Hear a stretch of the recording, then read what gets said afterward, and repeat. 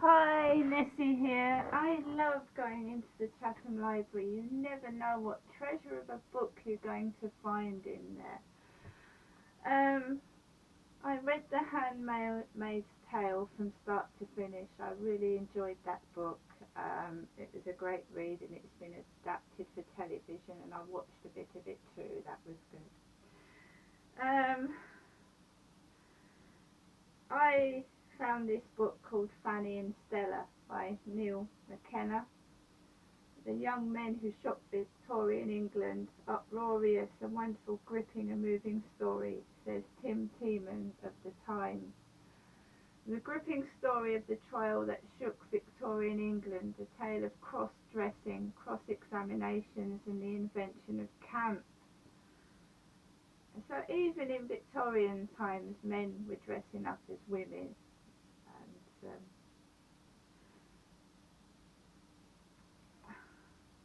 I'm just going to read a page of it from chapter 1 called Leading Ladies, Thursday 28th of April 1870.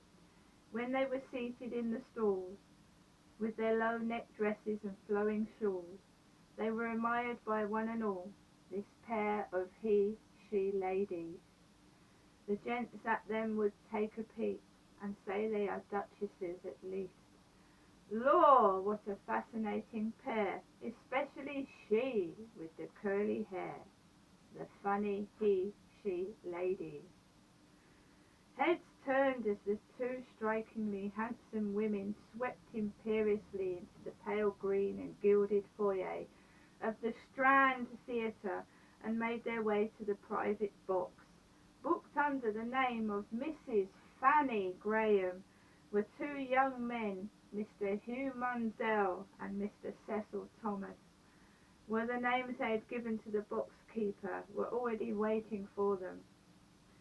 In the flurry of excitement, nobody noticed the three ordinary-looking mustachioed men who had slipped quietly into the theatre on the heels of the two women and then quickly melted away into the darker recesses of the stalls and promenade. The box-keeper was excited.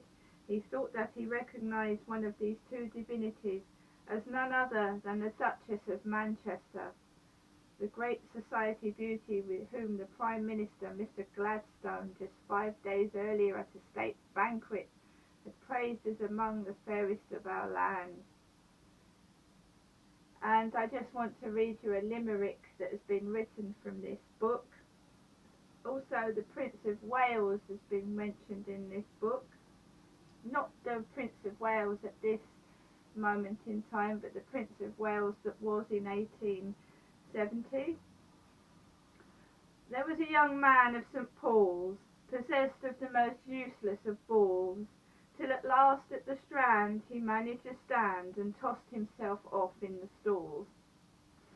Basically, this book is about two drag queens. Very funny.